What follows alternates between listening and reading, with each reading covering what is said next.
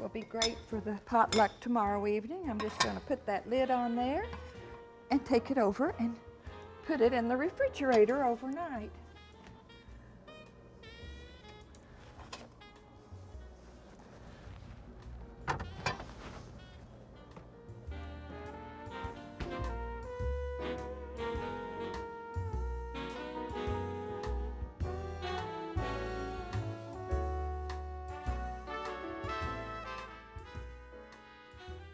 Well, it's time for the potluck.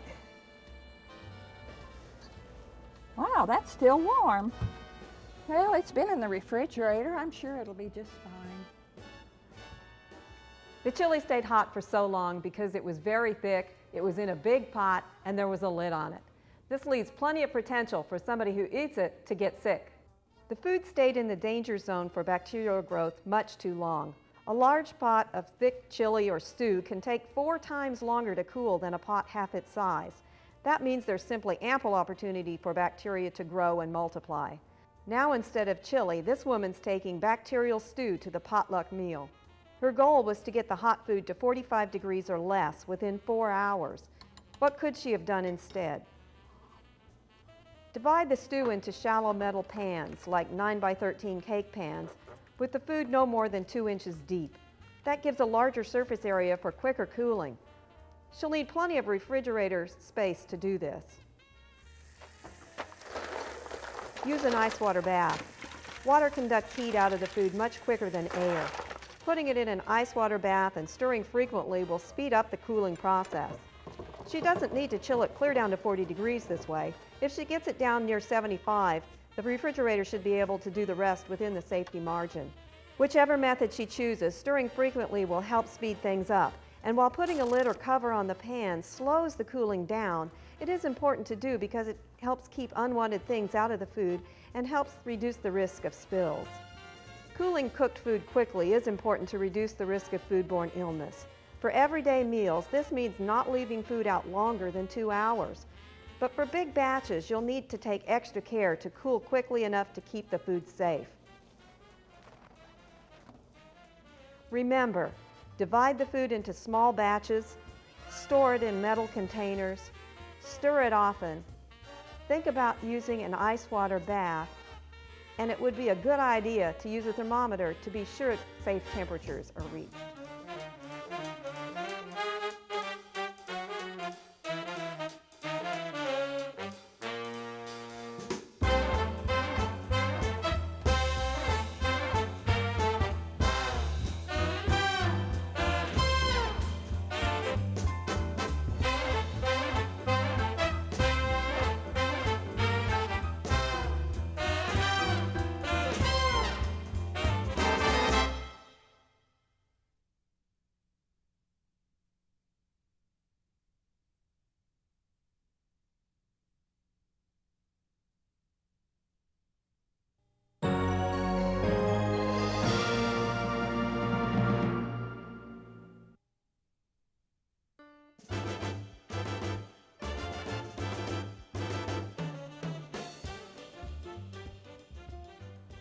Oh my gosh, I forgot to set the meat out for dinner.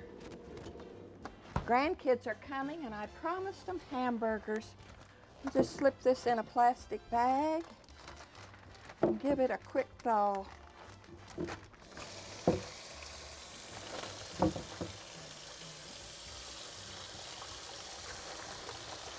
Shouldn't take too long this way.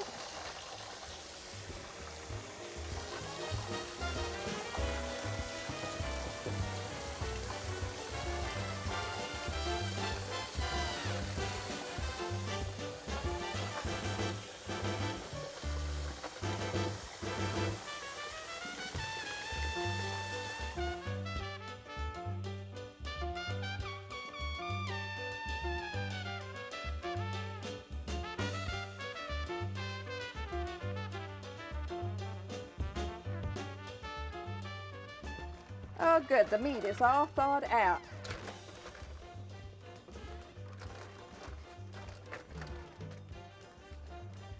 Make some patties real quick for those burgers.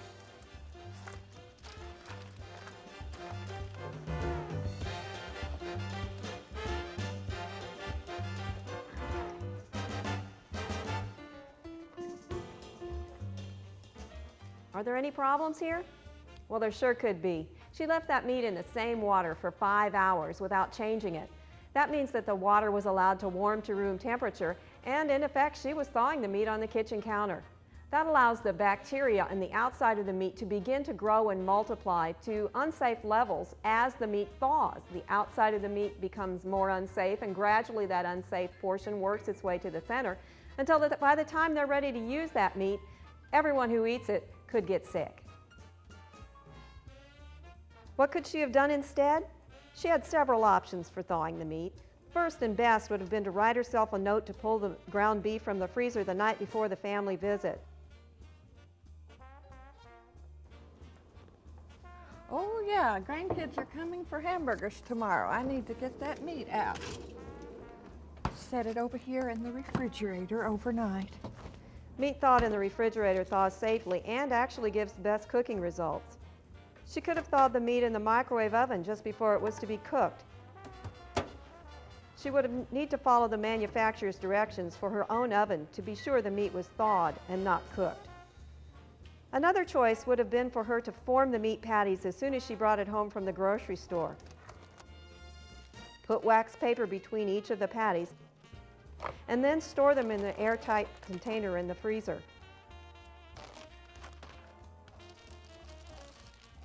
The need for thawing would have been eliminated because the patties could have been cooked directly from the frozen state. She could also have safely thawed the meat under cold water as she tried, but she'd need to make a couple of changes in the method she used. Putting the meat in a waterproof plastic bag was an excellent idea to keep the meat dry. She also chose cold water that helped keep the temperature cold as the meat thawed, but she didn't change the water every half hour to keep it cold.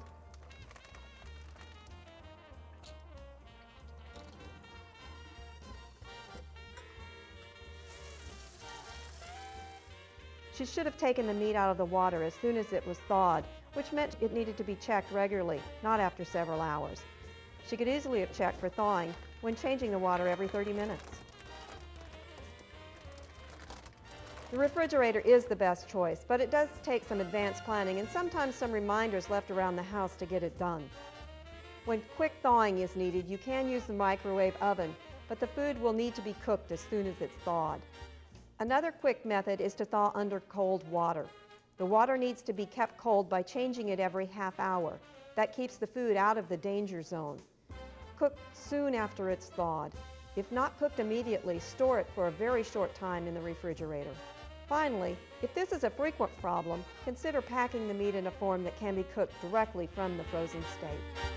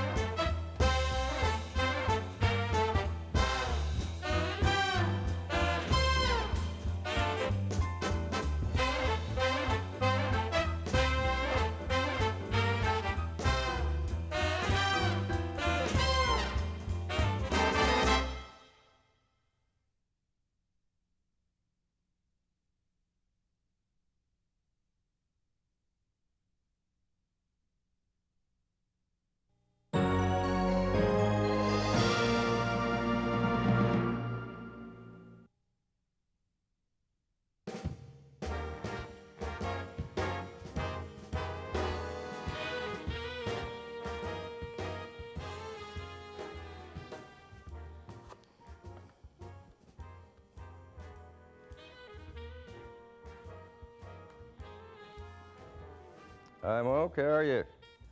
This is Butter B. I just got back from Nashville and the big ACA convention. Yeah, we had a blast of a time. It was good. We had a wonderful food, and I'll tell you, it was pork and beef and fried catfish all the way. And I brought some of this fried catfish back for you. We sat around and talked about 3 hours, but I'll put it in the refrigerator anyway and hope that you'll enjoy it when you get here.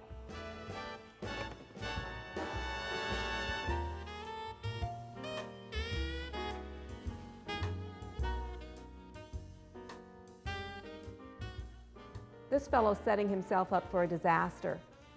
Perishable foods shouldn't be left out at room temperature any longer than 2 hours. And this is especially important for the elderly because our ability to defend ourselves against bacteria decreases as we age. To protect himself in the future, he needs to make some changes before he stores any more leftover foods. He needs to clean out his refrigerator. Take out anything he can't be sure is no older than 3 days old and throw it out. God, what in the world is that? Then check over the foods that are left. If he knows they were left out longer than 2 hours from the time they were served until they went back in the refrigerator, he should throw them out too. Then he needs to date the containers that are left so he'll always know how old the food inside is. Next time he eats out, he needs to check to find out if there's any way he can have the food refrigerated at the place where he's visiting. If not, he needs to head straight home or go ahead and throw the food away. When he gets the food home, he should store it in a different container. The styrofoam containers are porous and don't keep food well. They also slow the cooling time. He could invest in some of those disposable plastic containers made specifically for home food storage. They keep food well, aren't very expensive, and he can see through them so he's got an idea of the contents of the container. Next, he needs to remember to put a date on all the containers he brings home. If he uses a disposable container, he can write right on the lid, marking out dates that were for older leftovers from other days. Finally, he needs to make a practice of always either using or throwing out the food that's more than 3 days old. Oh, that's old. I need to get rid of that thing.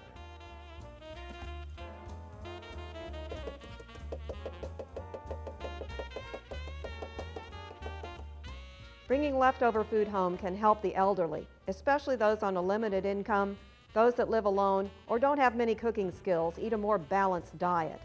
But if food is not safe to eat or it's shoved to the back of the refrigerator and not eaten, it's not useful. Keep food safe by refrigerating it within 2 hours after it's served.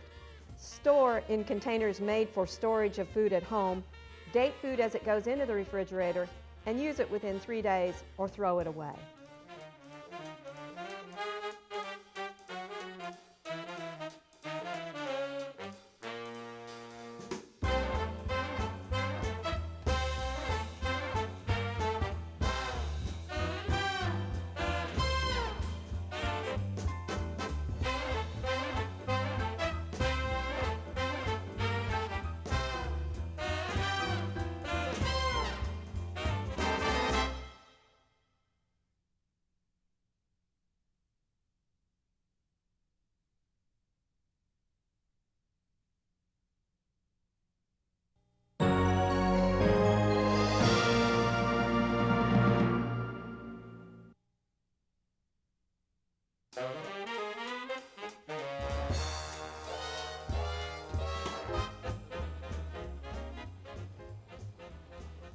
It's a great day to barbecue.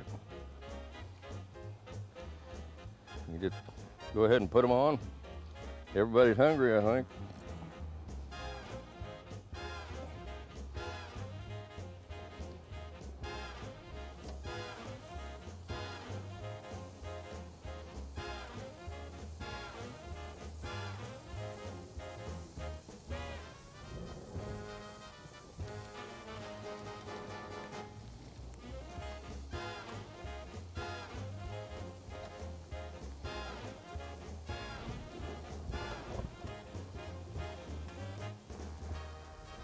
There they are, on.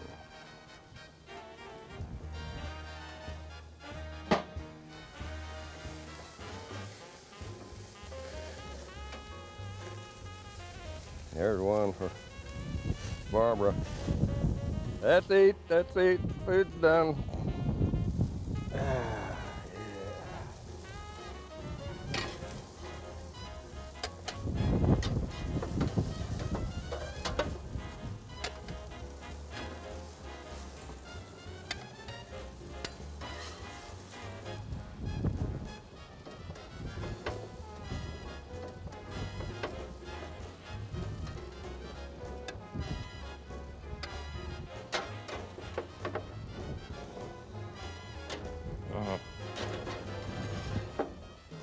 One's a little wild there.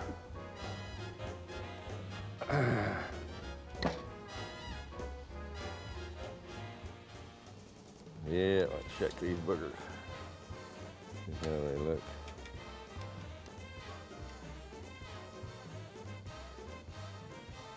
that one's pretty done. That's about right.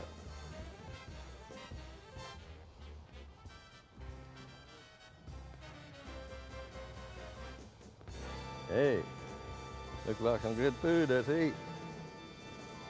This man knew he needed a clean platter to put the ground beef on after it was cooked, but he didn't know he needed to check the temperature. Ground beef patties can turn brown at a temperature low enough for them still to have a lot of bacteria, enough to make him and his family sick if they eat it. He needs to bring the ground beef up to a temperature of 160, and the only way to be sure he's done that is to use a meat thermometer. Okay. To check the temperature of a hamburger, take the meat off the grill.